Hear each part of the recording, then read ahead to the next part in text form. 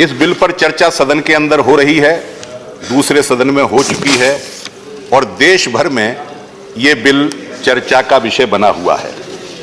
कई सारे बयान आए, कई सारी बातें हुई। मैं समझ नहीं पा रहा था कि अपनी बात कहां से शुरू करूं। गृह मंत्री जी चले गए, वरना मैं उनसे अपनी बात शुरू करता।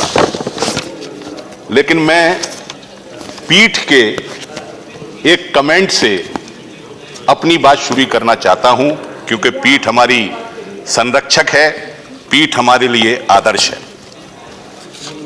4 तारीख को इसी महीने की, मैं किसी का नाम नहीं लूंगा, एक सदस्य ने एक प्रश्न पूछते हुए हमारे सदन के अंदर एक धर्म विशेष का नाम ले दिया। पीठ को आपत्ति हुई, स्वाभाविक भी है। चेयरमैन साहब ने क्या कहा, पीठ ने क्या कहा, जरा इस पर गौर कर लीजिए। Why do you speak, what do you speak will not go on record. You can't make general commentary and defame the country. Don't defame the country and don't bring community in the house. सदस्य बोले, I am just stating fact. Chair ने कहा, everything is fact. Don't argue with chair. Please sit down. Please sit down. कृपया आप बैठ जाइए। उन सदस्य को हो सकता है बुरा लगा हो, उनके साथियों को बुरा लगा हो, लेकिन मुझे रत्ती भर भी बुरा नहीं लगा कि एक धर्म के नाम के आधार पर अगर कोई साथी कोई प्रश्न पूछना चाहते थे तो चेयर ने उनको रोका। बल्कि मेरे लिए इस देश की परंपरा, इस सदन की परंपरा, इस देश के संविधान के लिए और ज्यादा मान मेरी नजर में बढ़ गया कि मैं एक ऐसे सदन का मेंबर हूं जहां धर्म के आधार पर ना अनुराग होगा, ना द्वेष होगा। लेकिन ये जो बिल आया है सर, जैसा हमारे साथियों ने बताया, और जब कानून विद्वान बोलेंगे, हमारे सदन के अंदर कई हैं, तो वो आर्टिकल 14 और दूसरे जो संविधान के अनुच्छेद हैं उनका किस प्रकार उल्लंघन करता है उसके बारे में बताएंगे। लेकिन एक बात तो स्पष्ट है सर, हमारे स्टेट्समैन में भी, इसमें भी लिखा गया उद्देश्यों और कारणों में कि पाकिस्तान, अफगानिस्तान और बांग्लादेश के संविधान में विनिर्दिष्ट राज्य धर्म का उपबंध किया गया है। परिणाम स्वरूप हिंदू, सिख, बौद्ध, जैन, पारसी और ईसाई समुदाय के बहुत से व्यक्तियों को इन देशों में धर्म के आधार पर अत्याचारों का सामना करना पड़ा है। यानी धर्म शासित राज्य में अल्पसंख्यकों पर अत्याचार होंगे, मान लिया, ये बात अब मान रहे हैं। और ये माना भी जाना चाहिए कि धर्म शासित राज्य कितना भी अच्छा हो, थियोक्रेटिक स्टेट, वो अपने अल्पसंख्यकों के साथ दुर्व्यवहार करती ही करती है। असली वाले अध्यक्ष जी तो नहीं है, लेकिन कार्यवाहक अध्यक्ष जी यहां रूलिंग पार्टी के बैठे हुए हैं, इसलिए मैं उनसे आश्वासन चाह सकता हूं कि धर्म शासित राज्य चूंकि अल्पसंख्यकों के साथ दुर्व्यवहार करते हैं, इसलिए हमारे देश में अगर कोई दल, कोई संगठन, कोई व्यक्ति भारत को धर्म शासित राज्य, चाहे इस्लामी राष्ट्र, चाहे खालिस्तान, चाहे हिंदू राष्ट्र बनाने की वकालत करे, उसका खंडन कीजिए। और भारतीय जनता पार्टी को खुले तौर पर ऐलान करना चाहिए कि चूंकि धर्म शासित राज्य अत्याचार करता है अपने नागरिकों के साथ, इसलिए हम किसी प्रकार के धर्म शासित राज्य का समर्थन नहीं करेंगे, बल्कि उन लोगों को रोकेंगे। सर, मैं जानता हूं कि सीए भी एक अलग कानून है, एनआरसी अभी पाइपलाइन में है, वो हमारी सरकार की मंशा है। मैं चाहता था ये दोनों विषय अलग अलग रहने चाहिए थे, लेकिन कई बार गृह मंत्री जी के भाषण चुनाव में भी सुने और बाद में भी सुने और वक्तव्य भी सुने, उन्होंने कहा कि इन दोनों चीजों को मिला करके देखिए। और जब बंगाल के लोगों को वो संबोधित करते हैं तब तो बहुत ज्यादा इसको मिला देते हैं। मैं 2-3 बातें कहना चाहता हूं इस विषय में सर। हमारे देश का बंटवारा हुआ था 2 नेशन थ्योरी, जिसे हम 2 राष्ट्र का सिद्धांत कहते हैं। सावरकर जी मानते होंगे हिंदू एक राष्ट्र है, जिन्हें मानते होंगे मुसलमान एक राष्ट्र हैं, लेकिन मैं पूरे होशो हवास में कह रहा हूं कि मैं नहीं मानता कि राष्ट्र धर्म के आधार पर बन सकता है। हिंदू राष्ट्र का मतलब क्या? टू नेशन थ्योरी का मतलब क्या? इस्लामी राष्ट्र का मतलब क्या? मतलब यह है जो हम आए दिन सुनते रहते हैं कई लोगों के भाषणों में, किसी नेता या मंत्री का नाम मैं नहीं ले रहा हूं, लेकिन इनके सहयोगियों का, कि हम हिंदुस्तान को मुस्लिम मुक्त बनाएंगे। कई लोग तो तारीख तक बता देते हैं कि 2021 तक मुस्लिम मुक्त बनाएंगे, 2024 तक मुस्लिम मुक्त बताएंगे। मैंने नाम नहीं लिया, मैंने कहा किसी नेता या नहीं, लेकिन आपके कई सहयोगियों ने इस तरीके के वक्तव्य दिए हैं जो आज पब्लिक डोमेन में है। अरे इसमें क्या नाम नहीं लिया किसी का। मान्यवर, नियमों से हटूंगा, अगली बार आप बनिएगा कृपया शांति रखिए। और इस्लामी राष्ट्र का क्या मतलब था टू नेशन थ्योरी के तहत? कि पाकिस्तान हिंदू मुक्त होगा। मैं बड़े दुख के साथ इस बात को कह रहा हूं कि जो ख्वाब मोहम्मद अली जिन्ना का 1947 में बंटवारे के वक्त पूरा नहीं हो पाया कि हिंदुस्तान मुस्लिम मुक्त हो और पाकिस्तान हिंदू मुक्त हो, वो ख्वाब इस एनआरसी और सीएबी के आने के बाद हमारे देश की सरकार जिन्ना का ख्वाब पूरा करने जा रही है। यह बात मैं कहना चाहता हूं। हमारा जब संविधान बना, सेकुलरिज्म बहुत से लोग कहते हैं कि सन 76 में घुसा दिया गया। सेकुलरिज्म सन 76 में नहीं सर, सेकुलरिज्म संविधान सभा के अंदर ही था। सरदार पटेल जी हमारे पहले गृह मंत्री, आजादी के आंदोलन के बड़े सिपाही, बड़े नेता, आज उनकी कितनी बड़ी मूर्ति आप बना लो, लेकिन वो सरदार पटेल के कद को वो मूर्ति की ऊंचाई छू नहीं सकती है, ये मैं बता रहा हूं। इतने बड़े नेता थे वो। संविधान सभा की बहस के दौरान सरदार पटेल ने क्या कहा? मई 1949 में जब संविधान सभा की बैठक चल रही थी, तो उन्होंने कहा, we are laying the foundation of a truly secular democracy in India. फिर 5 जून 1949 की बैठक में क्या कहते हैं? The healthy secular outlook is the foundation of A true democracy. लेकिन आज हमारी सरकार जो कर रही है, कानून के या संविधान के साथ जिस तरीके का व्यवहार कर रहे हैं, हिंदू मुसलमान के नाम पर यहां लोगों की शिनाख्त करके उन्हें कुछ सहायता या कुछ मदद देने की बात करते हैं। मैं आपसे यह कहना चाहता हूं मान्यवर कि यह स्थिति कानून की नजर में, संविधान की नजर में बहुत अच्छी नहीं है। किस लिए नहीं है? और एक दूसरी बात, माननीय होम मिनिस्टर जी ने, गृह मंत्री जी ने कई बार कहा कि इस कानून का मुसलमानों से कोई लेना देना नहीं है। मैं एग्जैक्ट शब्दों का इस्तेमाल कर रहा हूं जो लोकसभा के अंदर माननीय गृह मंत्री जी ने जवाब देते हुए कहा। यहां लेना देना शब्द इस्तेमाल नहीं किया, या दूसरा कहा, थोड़ा संशोधन कर लिया, लेकिन वहां कम से कम 10 बार यह कहा गया कि इस कानून से इस देश के मुसलमानों का कोई लेना देना नहीं है। क्यों साहब? हम इस देश के नागरिक नहीं हैं? मुसलमान इस देश के बाशिंदे नहीं हैं? इस देश के प्रियम्बल को घायल कर दिया जाए, इस देश के आर्टिकल्स को, अनुच्छेदों को घायल कर दिया जाए, और संविधान का जो सेकुलर फाउंडेशन है उसकी जड़ों को हिला दिया जाए, और फिर कहो कि इस कानून से मुसलमानों का कुछ लेना देना नहीं है, इसलिए मुसलमानों तुम अपने घर में रहो। क्या हम 2 नंबर के शहरी हैं? क्या मुसलमान दूसरे दर्जे के नागरिक हैं? ये अगर इस देश का विभाजन न होता और धर्म के आधार पर न होता तो ये कभी भी लेकर नहीं आना पड़ता। और मान्यवर कहते हैं,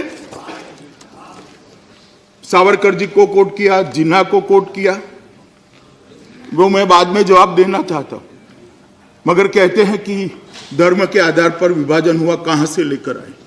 मान्यवर, मैं उनके ही नेता देश के प्रधानमंत्री जवाहरलाल नेहरू जी के एक समझौता किया था, नेहरू लियाकत अली समझौता 1950 में दिल्ली में हुआ, जिसको दिल्ली समझौते से भी जाना गया। माननीय 8 अप्रैल 1950 को दोनों देश के प्रधानमंत्री के द्वारा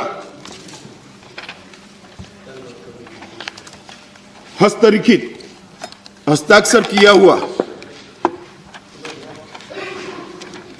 ये समझौता, उसकी पहली बात है कि 8 अप्रैल 1950 को जो समझौता हुआ, उनको दोनों ने पक्षों ने स्वीकृति दी। अल्पसंख्यक समुदाय के सदस्य बहुसंख्यकों के साथ अपने देश में सार्वजनिक जीवन में भागीदारी, राजनीतिक अथवा अन्य कार्यालय का पद ग्रहण करने तथा अपने देश की सिविल तथा सशस्त्र बलों में सेवा करने का समान अवसर दिया जाएगा। अपने धर्मों का मुक्त रूप से अनुसरण कर पाएंगे। व्यवसाय, अभिव्यक्ति और पूजा करने की आजादी भी सुनिश्चित कर दी जाएगी। ये दोनों देशों ने एक दूसरे देश को वादा किया था। और किसको वादा किया था? अपने अपने देश में रहे हुए अल्पसंख्यकों। और वो वादे का क्या हुआ मान्यवर? आज मैं पाकिस्तान के कई कानून कोट कर सकता हूं। आप चुनाव नहीं लड़ सकते हो, आपको कई प्रकार के प्रतिबंध डाल दिए गए। कुछ सदस्यों ने आंकड़ा बताया, कल मैंने भी लोकसभा में बताया था, 23% से 30% हो गए, 22% से 7% हो गए। और यहां क्या हुआ?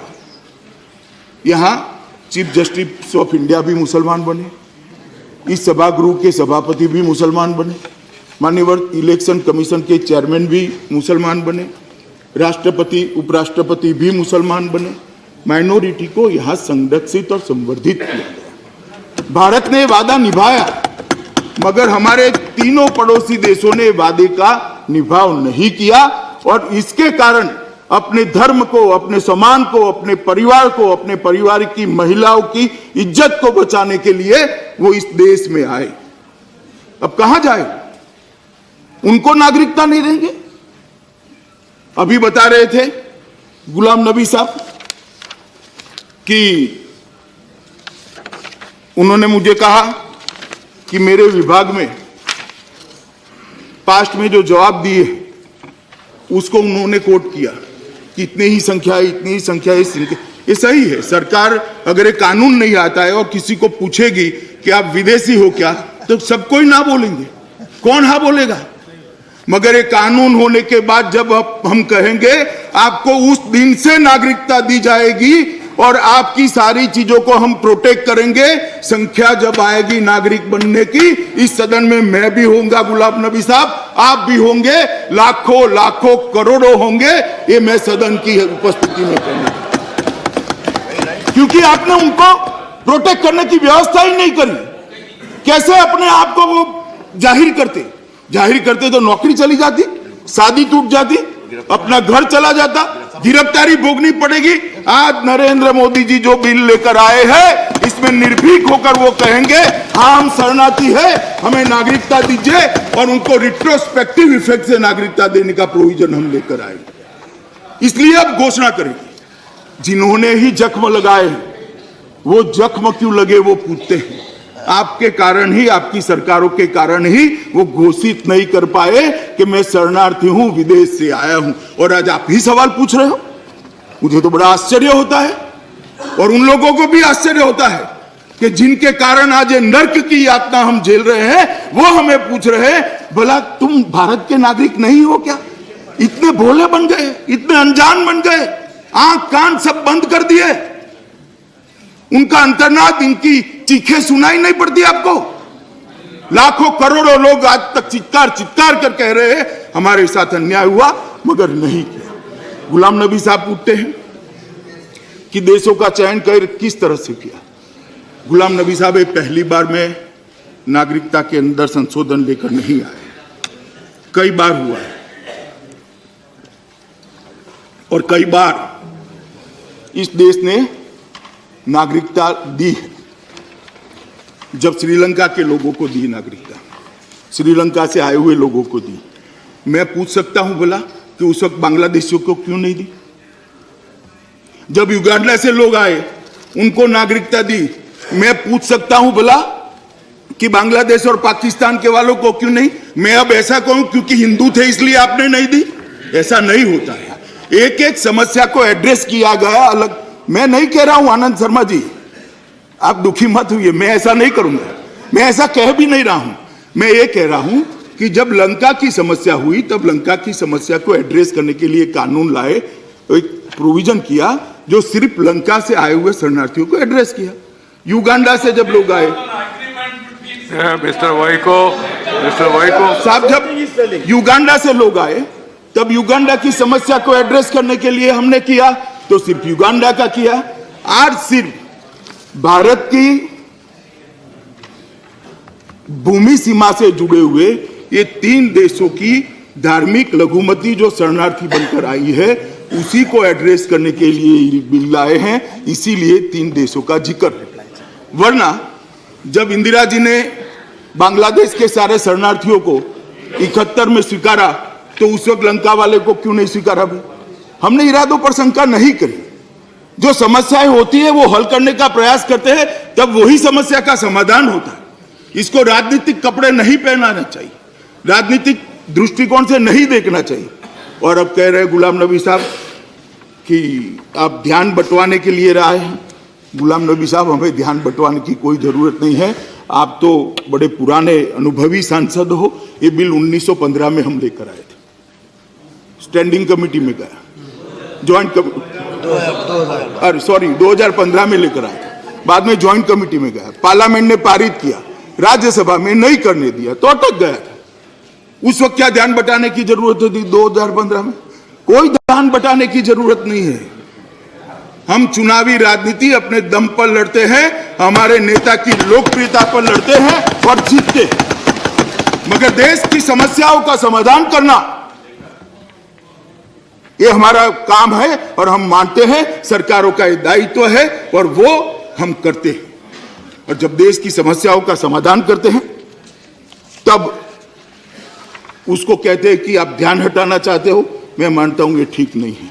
मान्यवर, मैं फिर से लियाकत नेहरू समझौते पर आता हूं। लियाकत नेहरू समझौता होने के बाद सभी देशों के संविधान बने। समझौता समझौतों की जगह रहा, फाइलों में रहा। संविधान कैसे बने? अफगानिस्तान का संविधान, आज मैं इसके एक अनुच्छेद 2 को पढ़ना चाहता हूं। पवित्र धर्म इस्लाम, इस्लामिक रिपब्लिक ऑफ अफगानिस्तान का धर्म है, मतलब वो राज्य देश का घोषित धर्म इस्लाम है।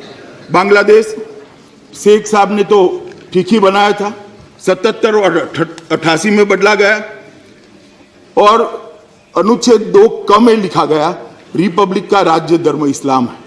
Pakistan, Islamic Republic of Pakistan के अनुच्छेद 2 में लिखा पाकिस्तान का राज्य धर्म इस्लाम है।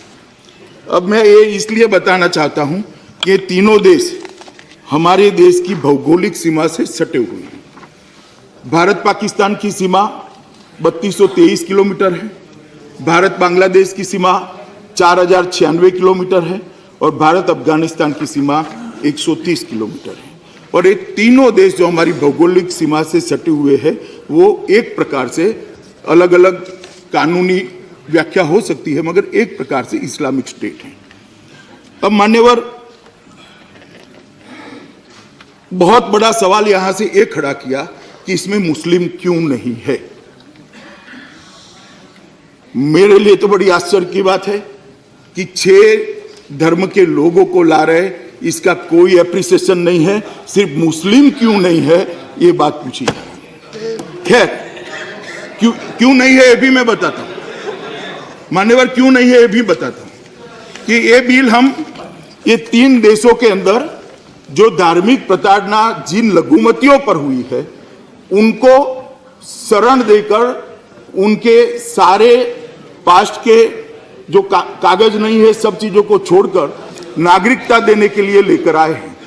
अब जब मैं माइनॉरिटी शब्द का प्रयोग करता हूं, कोई मुझे बता दे विपक्ष में से कि बांग्लादेश, पाकिस्तान और अफगानिस्तान में इस्लाम मत के अनुयायी माइनॉरिटी कहे जाएंगे क्या? नहीं कहे जाएंगे। और धार्मिक प्रताड़ना का जहां तक सवाल है, Please, no. मान्यवर, जहां तक धार्मिक प्रताड़ना का सवाल है, जब राज्य का धर्म ही इस्लाम है, राज्य का धर्म ही जब इस्लाम है, तब इस पर प्रताड़ना होने की संभावना बहुत कम हो जाती है।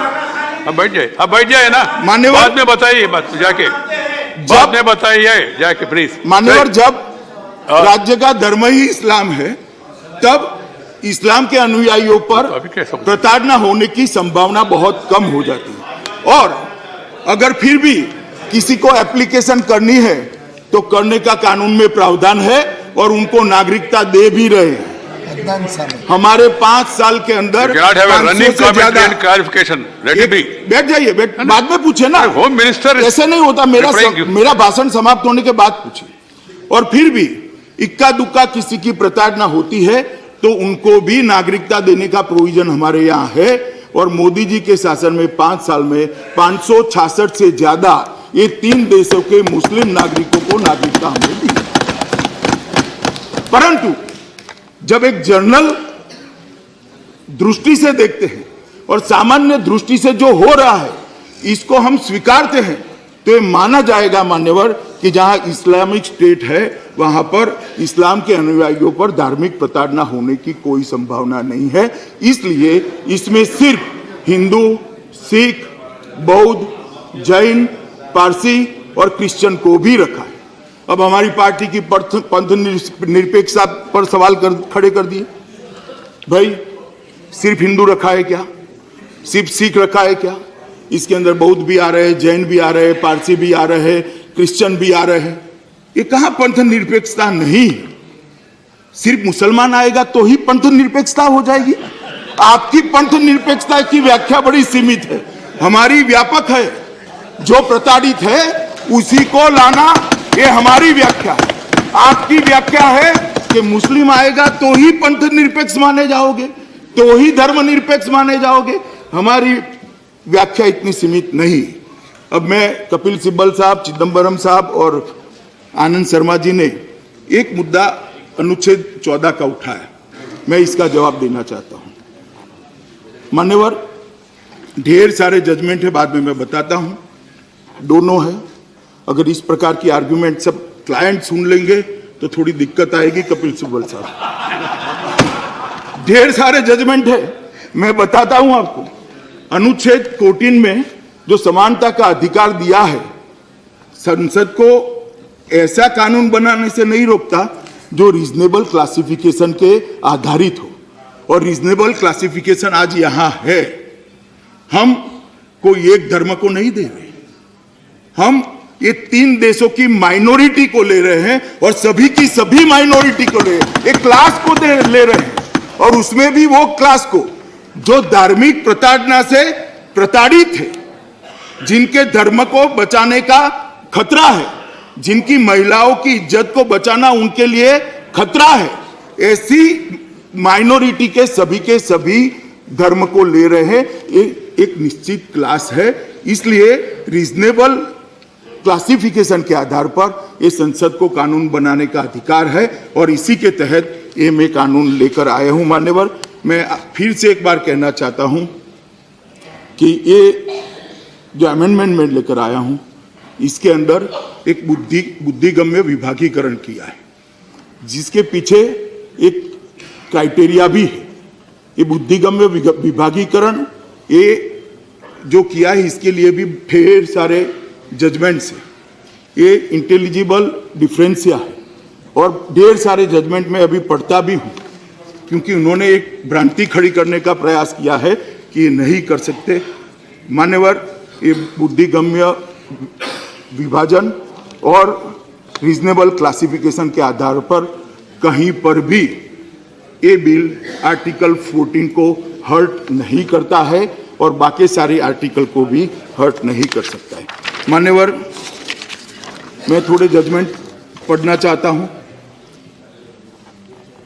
अनुच्छेद 14 में समान अधिकार की बात तो है, मगर उचित वर्गीकरण की बात की है।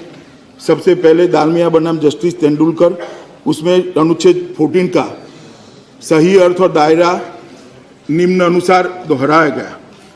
अब यह सुस्थापित है कि अनुच्छेद 14 वर्ग विधान का निषेध करता है, जबकि यह कानून प्रयोजन के लिए उचित वर्गीकरण को मना नहीं करता है।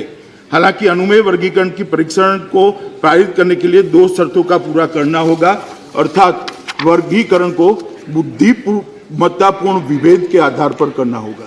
तो ये दोनों रिक्वायरमेंट यहाँ पर सेटिस्फाइड होती है। इसके बाद ढेर सारे जजमेंट है।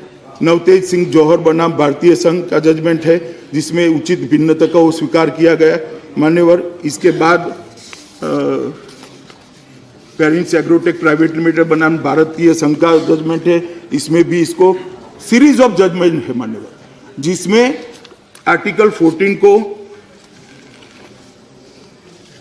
ठीक ढंग से परिभाषित किया गया है।